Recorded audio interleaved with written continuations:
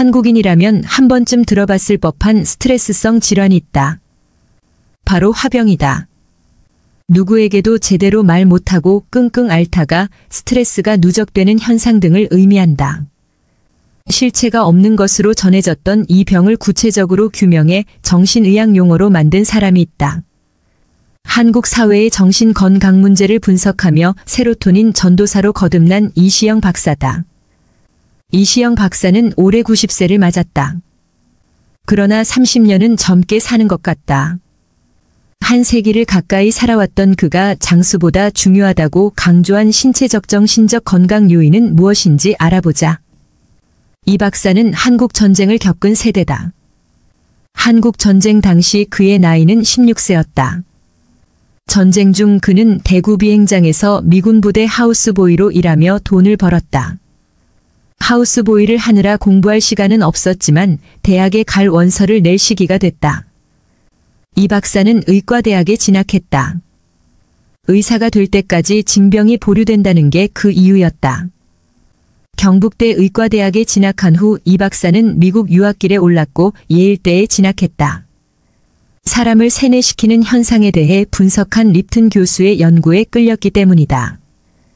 이후 이 박사는 다소 생소한 사회정신의학을 공부했다. 사회정신의학은 개인의 정신적 병리가 아닌 사회정신병리를 공부하는 학문이다. 이 박사는 사회정신의학과 더불어 뇌과학을 공부하며 의학 지식을 다진 후 귀국했다. 미국에서의 삶이 꽤 합리적이라고 생각했던 그는 한국에 온 후 다소 불합리한 정치 환경이나 사회제도 등에 큰 충격을 받았다.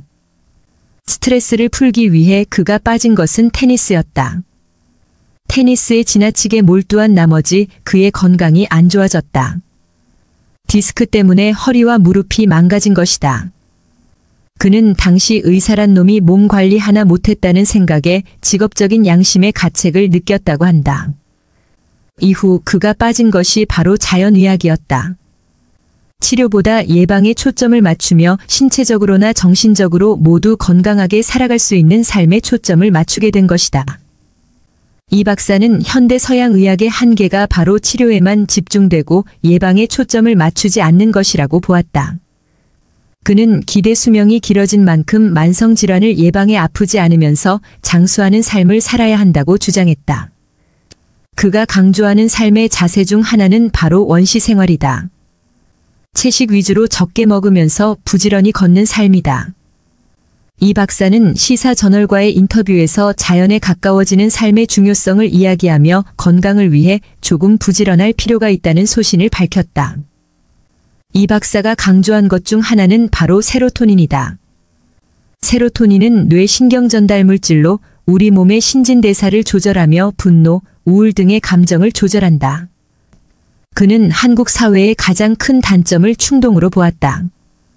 묻지마 범죄를 비롯한 각종 흉악 범죄나 자살률 1위라는 오명을 얻게 된 원인이 바로 충동을 조절하지 못해 발생한 폭력이라는 것이다. 절제를 위해서 꼭 필요한 호르몬이 바로 조절 능력을 가진 세로토닌이다. 이 박사는 세로토닌 활성화를 위해 식사 후 20분 정도의 산책, 사랑하는 사람과의 스킨십 등이 중요하다고 말했다. 요즘은 유병장수 시대라고 하는데 그런 장수를 이야기하신 건 아니시죠?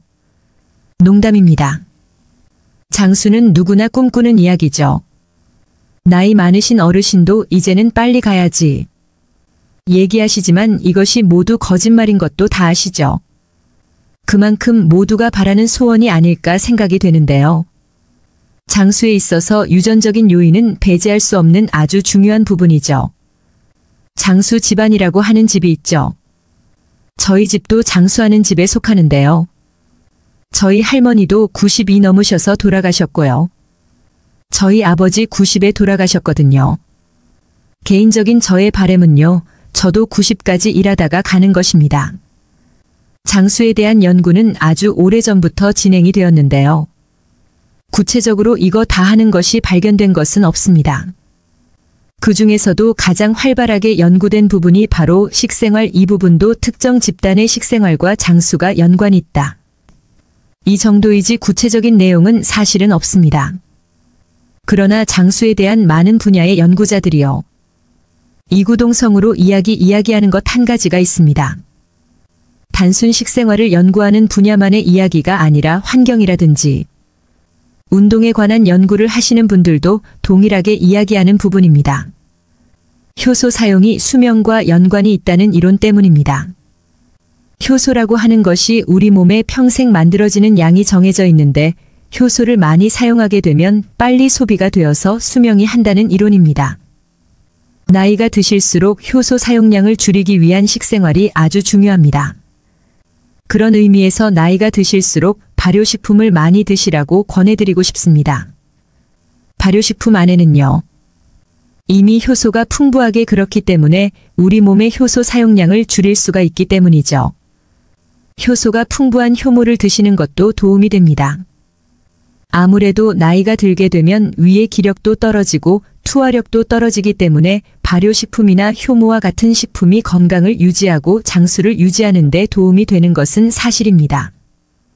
특정 지역의 특정한 식사가 장수와 연관이 있다는 이야기도 아주 많은 편인데요. 유독 오키나와 주민은 장수를 하는 것으로 잘 알려져 있고 세계에서 평균 수명이 가장 긴 곳으로도 알고 있습니다. 섬이기 때문에요.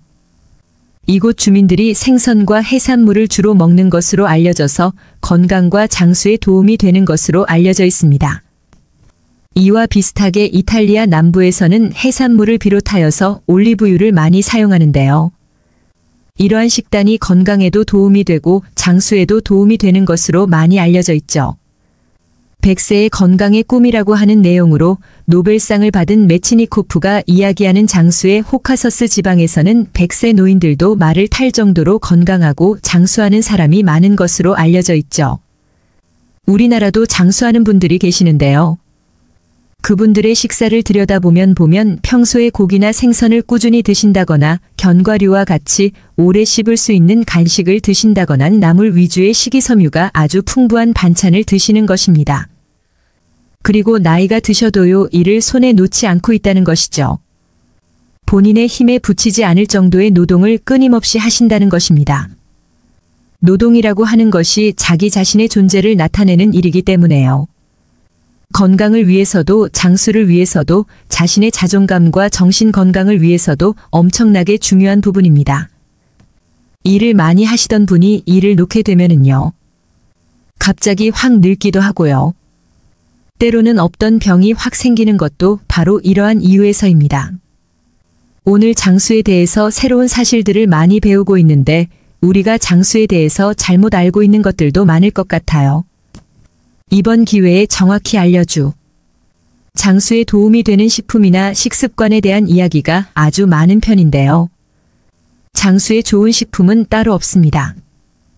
그도 그럴 만한 것이 사람마다 체질도 다르고 환경도 다르고 성격도 다른데 먹는 것 한 가지만 가지고 장사할 수 있다고 이야기하는 것 자체가 모순이기 때문입니다. 그러나 참고할 만한 내용은 있습니다. 첫째는 소식입니다.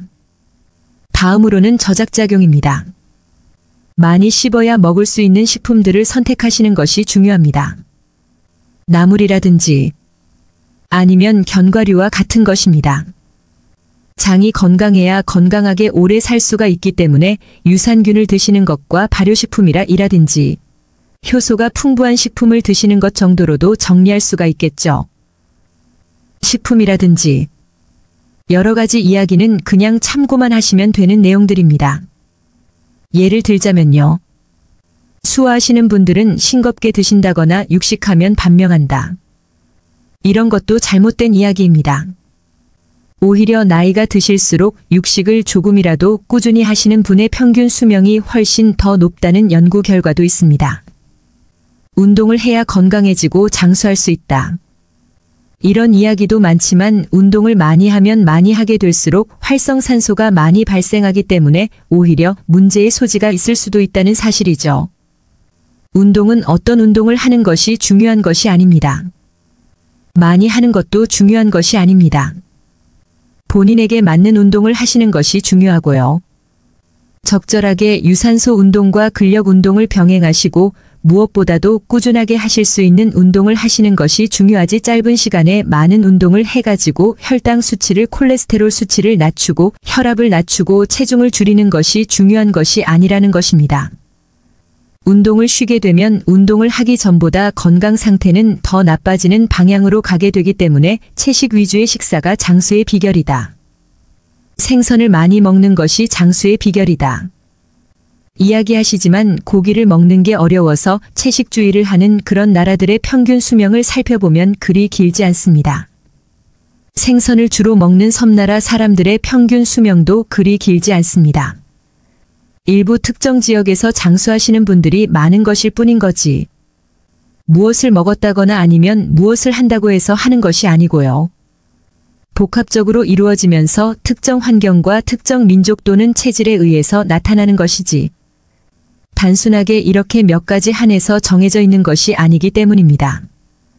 그리고 또 한 가지 말씀드리고 싶은 것이 있는데요. 2021년도 통계청 자료에 따르면 OECD 국가 중에서 평균 수명이 가장 높은 나라가 바로 일본으로 나타났고요. 그리고 2위가 바로 우리나라입니다. 우리나라 남성의 경우 80.6세, 여성의 경우는 86.6세로 나타났는데요. 우리가 자주 이야기하는 미국의 경우에는 남성이 74.2세, 여성이 79.9세입니다. 약 6.5세 정도로 우리나라가 더 오래 산다는 것입니다. 그냥 지금처럼 먹고 지금처럼 운동하지 않고 살아도요.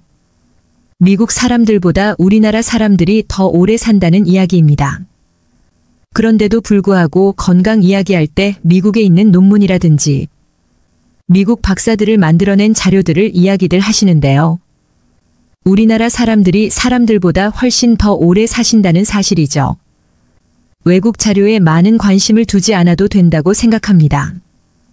그저 참고만 하시면 되지 않나라고 생각한다는 거죠. 장수 비결을 간단하게 정리하면 무엇일까요? 우리의 수명은 하늘이 정한다라고 하잖아요. 그리고 무당도 자기 죽은 날은 모른다고 하고요. 유병장수가 아니라 무병장수를 하는 것이 중요하다고 생각하는데요. 건강 관리를 꾸준히 하다 보면 장수하게 되는 것이 아닐 때 가라고 생각합니다. 기본적으로 소식을 하시고 효소가 풍부한 발효식품을 챙겨 드시고 현대인들에게 꼭 필요한 식이섬유와 비타민과 미네랄이 풍부한 채소를 꾸준히 골고루 드신다면 하실 것 같은데요. 참 나이가 들수록 단백질에 좀 더 신경을 쓰시는 것도 잊으시면 안 됩니다. 오늘은 모든 인류가 꿈꾸는 장수에 대해서 말씀을 드렸는데 어떻게 좀 도움이 되셨나요? 특정 식품이라든지 특정 운동이 따로 존재하는 것은 아니라는 사실 꼭 기억하시고요. 드리는 것들을 잘 생각하신다면 건강하게 장수하시는데 도움이 되실 것 같습니다. 오늘 제가 알려드린 내용은 참고만 하시면 될 것 같습니다. 오늘 내용은 여기까지고요. 저는 다음 시간에 좀 더 유익한 내용 가지고 다시 찾아뵙도록 하겠습니다. 감사합니다.